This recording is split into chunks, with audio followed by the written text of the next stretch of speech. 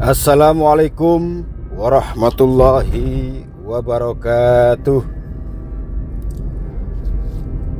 Bersyukur kepada Allah dengan mengucapkan Alhamdulillahirabbil alamin, serta bersolawat kepada Nabi kita, Nabi besar Muhammad Sallallahu Alaihi Wasallam, dengan mengucapkan Allahumma sholli ala Sayyidina Muhammad wa ala ali Sayyidina Muhammad.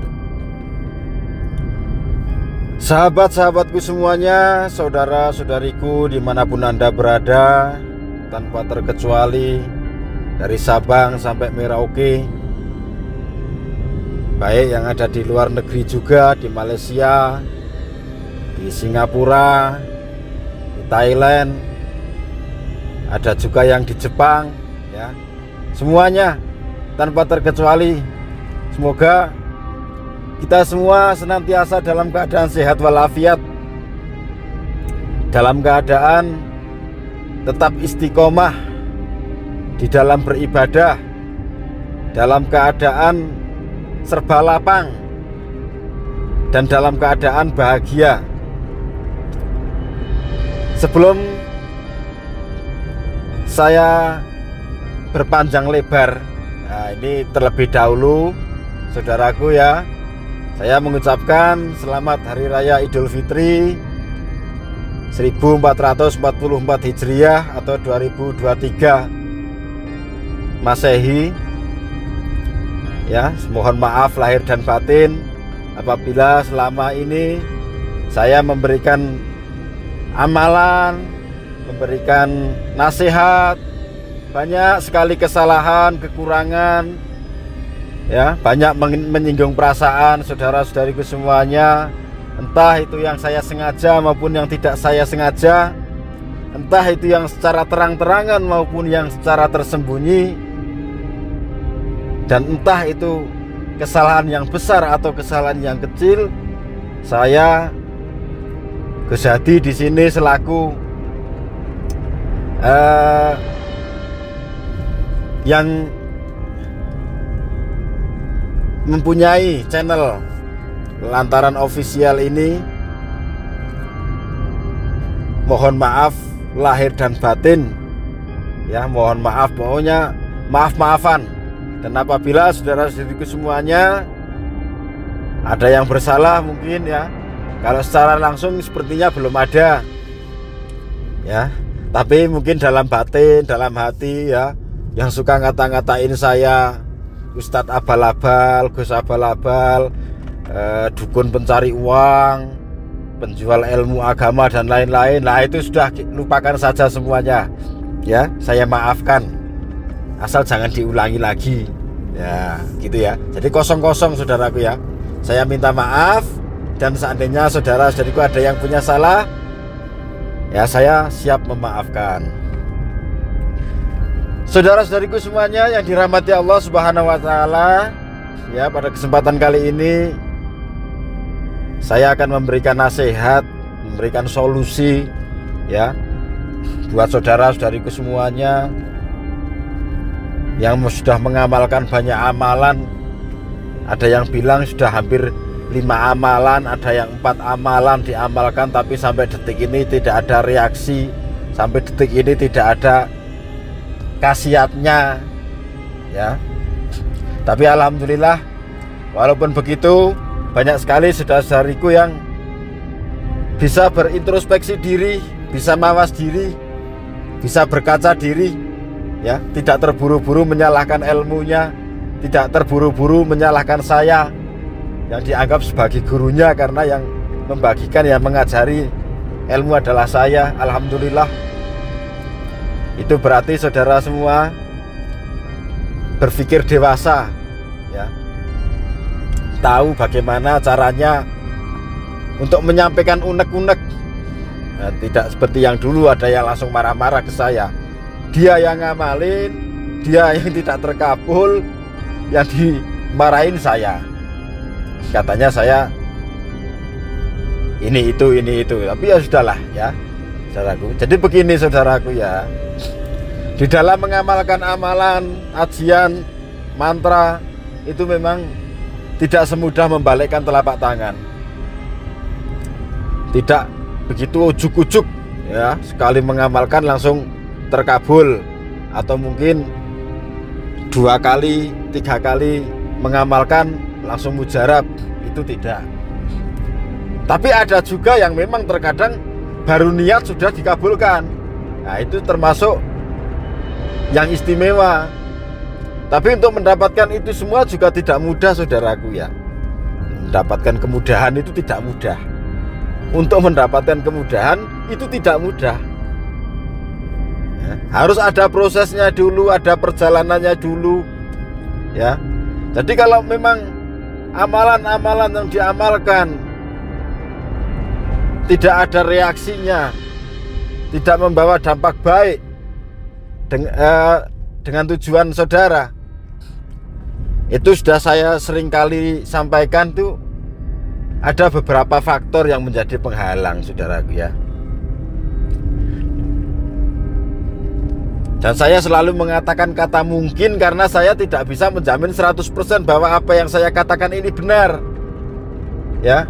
Kalau saya 100% saya sampaikan benar, nah itu berarti saya bisa menandingi Rasulullah. Karena semua yang disampaikan oleh Rasulullah, wahyu dari Allah ya, lewat malaikat Jibril, itu semuanya benar. Yang disusun rapi menjadi sebuah kitab suci, yaitu Al-Quran, itu semua yang disampaikan Rasulullah benar. Tapi kalau saya selalu mengatakan kata mungkin ya. Jadi gagalnya suatu hajat, tidak terkabulnya suatu doa itu mungkin yang sering saya sampaikan itu masalah sholat biasanya, saudaraku ya. Faktor utamanya itu karena sholatnya terkadang itu dianggap remeh, sholatnya dianggap enteng, sholatnya ya ala kadarnya. Kalau mau sholat ya sholat, kalau lagi males ya enggak. Dan ada juga yang sholat tetap jalan, sholat tetap lancar, tetapi dalam hati terasa terpaksa. Hanya takut karena wah nanti kalau saya gak sholat masuk neraka nih. Nah, jadi serasa terpaksa karena takut neraka, akhirnya dia sholat. Itu juga tidak bagus ya. Jadi orang yang sholat tapi terpaksa, atau orang yang menunda-nunda waktu sholat, itu saja sudah tidak baik, membawa dampak buruk untuk kehidupannya. Apalagi yang meninggalkan sholat. Kalau kita meninggalkan puasa Ramadan ya, kita meninggalkan haji kalau kita sudah mampu tidak berhaji, kita meninggalkan zakat kalau kita sudah ada rezeki untuk zakat, itu kita hanya dicap sebagai orang fasik. Tetapi kalau kita meninggalkan sholat, saudaraku, itu stempel fasiknya sudah nggak ada lagi. Yang ada adalah kafir ya, kafir. Jadi orang yang menutup hatinya tentang Allah, dia tidak percaya, dia mengingkarinya. Gitu, saudaraku. Jadi itu ya. Lalu, dan yang lebih penting lagi, saudaraku ya, kalau masalah sholat itu saya sudah sering kali ya, memang itu harus saya serukan. Mau diperhatikan silakan, enggak juga enggak apa-apa. Mau dijalankan alhamdulillah, misalkan enggak ya sudah gugur kewajiban saya ya. Karena walaupun ini di channel ini memang isinya tuh hampir mayoritas 90% ya ilmu pelet atau ilmu pengasihan dan ilmu-ilmu yang lain, tetapi ini saya jadikan media dakwah saya untuk selalu mengingatkan saudara-saudariku semuanya agar tidak lalai di dalam hidup, tidak lalai dengan sholatnya hanya karena dunia ya. Karena sekuat apapun kita mengejar dunia, sebanyak apapun kita menimbun dunia ya, sepinter apapun kita menabung dunia, cepat atau lambat semua akan ditinggalkannya, saudaraku. Semua tidak akan menemani kita ya. Nanti kalau kita mati ya sudah, hanya terbungkus kain kafan, mobilnya yang mewah, rumahnya yang mewah hartanya yang banyak, uangnya yang bertumpuk, tidak akan menemani kita. Nanti yang dapat, yang nemu, yang bagi-bagi, yang masih hidup, ahli warisnya.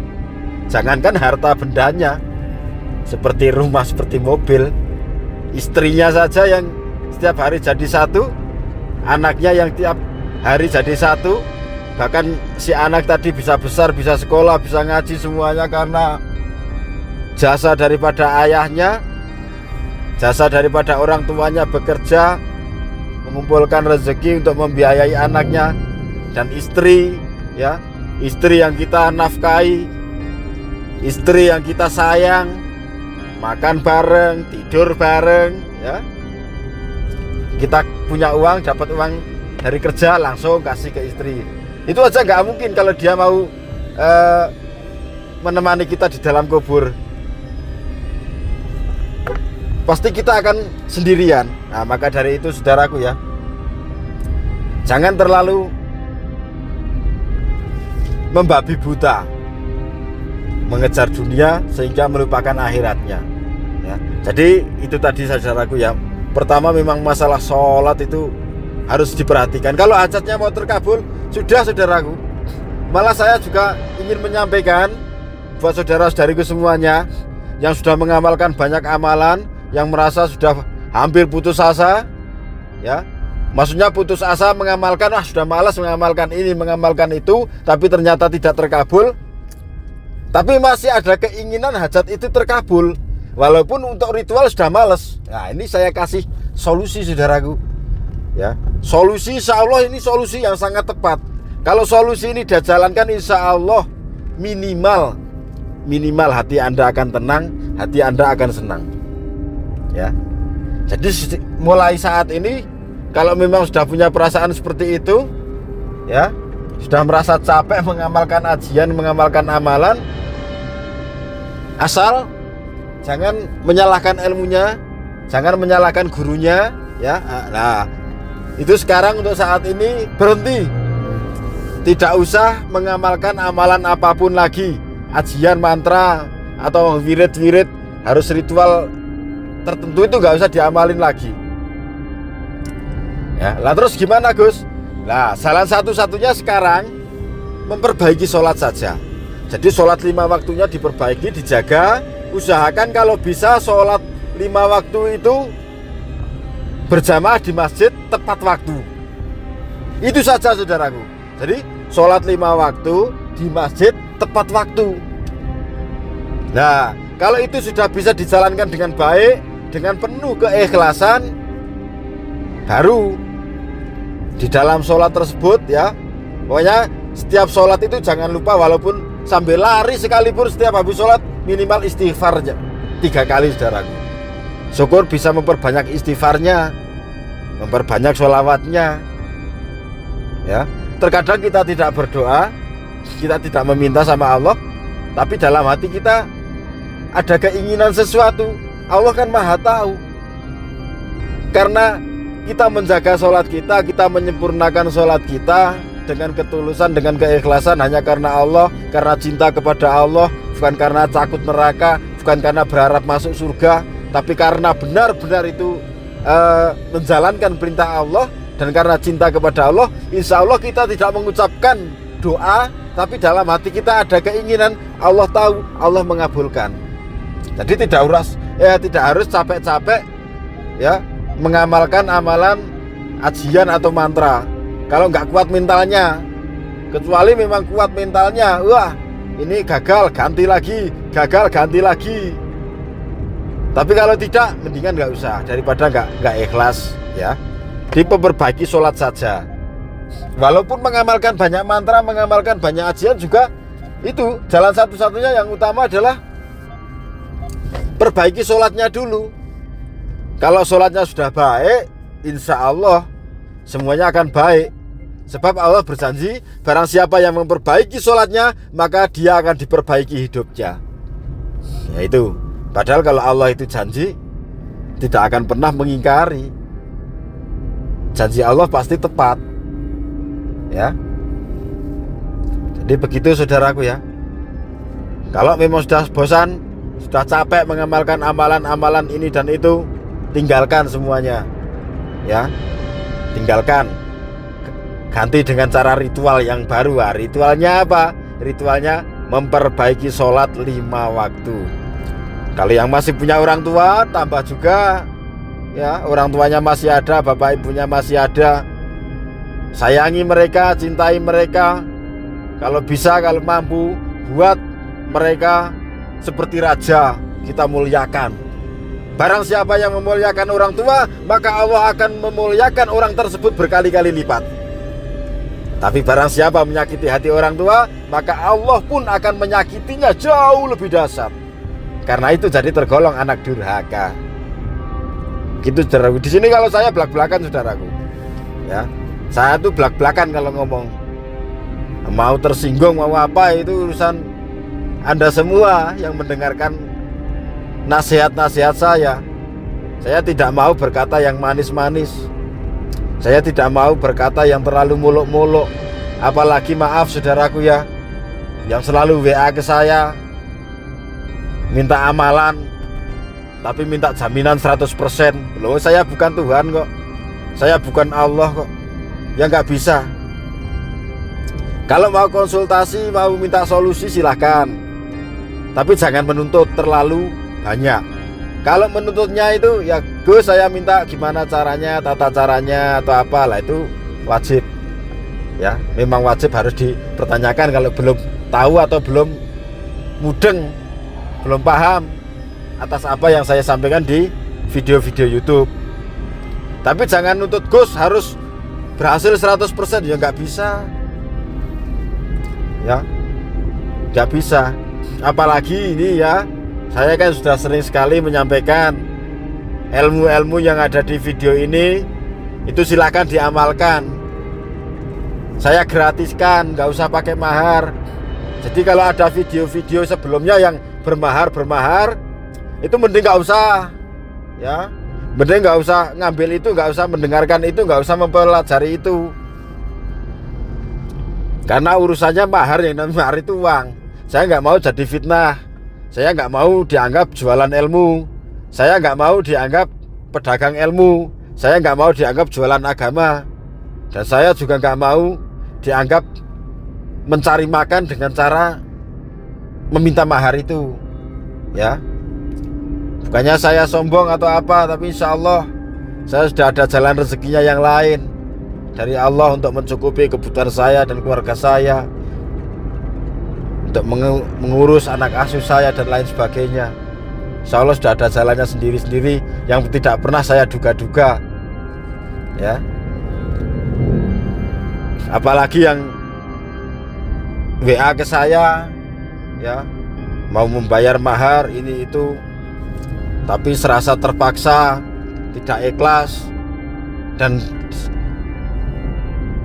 satu lagi, tidak sopan, nggak akan saya balas. Ya, WA ke saya tidak pakai assalamualaikum, mulai saat ini tidak akan saya balas, saudaraku.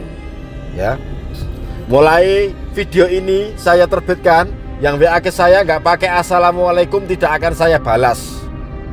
Kecuali maaf, saudara-saudara kita yang non muslim, yo itu nggak apa-apa, silahkan, nggak usah pakai salam kalau yang non muslim. Tapi di situ kasih keterangan, ya, kalau Anda non muslim nggak apa-apa, saya santai, saya ridho, saya ikhlas nggak pakai salam. Tapi kalau yang merasa muslim, dia nggak pakai salam, nggak akan saya balas, nggak akan saya jawab pertanyaan-pertanyaannya. Beratnya apa sih kan, ya? Karena banyak, nggak satu nggak dua. Ya, tiba-tiba WA ke saya, ini gimana caranya saya mau mengamalkan. Ya itu dah menurut saya nggak sopan. Bukannya saya minta dihormati, enggak, tapi yang namanya konsultasi, yang namanya berbicara sama orang yang belum dikenal, itu harus ada sopan santunnya. Begitu saudaraku ya. Bukannya saya minta diluk-lukkan, bukannya saya minta dihormati. Dari dulu ya, dari lahir sampai saat ini, saya tuh belum pernah minta sama orang untuk dipanggil ustadz. Saya belum pernah minta sama orang untuk dipanggil Gus. Saya belum pernah minta sama orang untuk dipanggil Kiai. Mereka sendiri yang memanggil saya. Mereka sendiri yang menjuluki saya. Ya. Jadi saya nggak pernah minta. Tapi ya, saudaraku, apa yang akan terjadi pada diri kita, ya, walaupun itu hanya sebutan, walaupun itu hanya sekedar ya penghormatan lah, suatu tanda penghormatan kalau dipanggil Gus, dipanggil Kiai, dipanggil Ustadz, walaupun semestinya kita tidak minta. Kita para Gus-Gus itu ya anak-anak Kiai, cucu-cucu Kiai itu nggak ada yang minta dipanggil-panggil Gus. Hei, kamu harus panggil Gus sama saya. Kalau nggak saya jawab, nggak ada. Tapi mereka sendiri yang tahu. Ya, jadi apapun yang akan nemplek, ya, nempel pada diri kita, itu tergantung diri kitanya sendiri. Apa yang kita perbuat, apa yang kita lakukan, kita ini siapa, kita anak siapa, itu udah ada garisnya, ya, sudah ada garisnya. Sebutan Gus, sebutan Kiai, sebutan Ustadz nggak bisa dibeli. Marah-marah sama orang minta disebut Kiai, minta dipanggil Gus, minta dipanggil Ustadz, tapi kelakuannya bejat ya sama saja. Nggak akan ada orang yang manggil, gitu, ya. Dan kalau sudah dipanggil Gus, sudah dipanggil Ustadz, dipanggil Kiai itu pasti benar. Belum tentu juga. Terkadang malah dosanya lebih banyak daripada orang-orang awam. Gitu saudaraku ya. Jadi itu tadi ya, panjang lebar saya ya menyampaikan ini, karena ini memang sedang hari raya Idul Fitri, lagi santai juga nih, saya lagi jalan suatu tempat untuk sowan ke guru saya sambil membuat video ini. Walaupun ya nggak jelas juga ya, dianggap nggak jelas juga nggak apa-apa ini nasihat-nasihat saya ini. Tapi kalau diperhatikan insya Allah saudaraku ya, yang penting jaga sholatnya dulu, muliakan orang tuanya ya. Kalau itu sudah dilakukan juga ya, sholatnya sudah bagus, memuliakan orang tua sudah bagus, hajat tetap gak terkabul, yakinlah bahwa yang Anda tuju, target Anda bukan yang terbaik untuk Anda menurut Allah, dan Allah akan mengganti yang lebih baik dan lebih membahagiakan, lebih membuat Anda kesengsem sama Dia, karena Allah ridho. Begitu saja saudaraku ya. Jadi semuanya serahkan kepada Allah ya, serahkan semuanya kepada Allah, pasrah kepada Allah, tetap istiqomah, yakin, jangan buru-buru menyalahkan ilmu dan gurunya, pakai adab, pakai sopan santun ya. Insya Allah tidak ada yang sia-sia dalam hidup ini. Daripada harus capek-capek bangun malam, seharusnya ngantuk, tidur, nyaman, istirahat, malah bangun malam, ritual, tapi sholatnya nggak dijaga, sholatnya dianggap enteng, sama saja malah capek. Seandainya terkabul juga belum tentu itu barokah, belum tentu itu karena Allah ridho, bisa saja karena Allah sedang murka ya. Allah sedang murka sehingga apa yang diminta itu diberi, dikasih, tapi itu hanya sesaat, hanya beberapa hari atau beberapa bulan. Setelah itu nanti baru merasakan. Tapi insya Allah kalau menjaga sholatnya ya, sholatnya dijaga, sama orang tuanya baik, sama lingkungan baik, sanak saudara baik ya, apapun yang akan kita dapat, misalkan itu kenikmatan, insya Allah akan kekal ya, insya Allah akan lama, karena itu barokah, karena itu memang Allah ridho.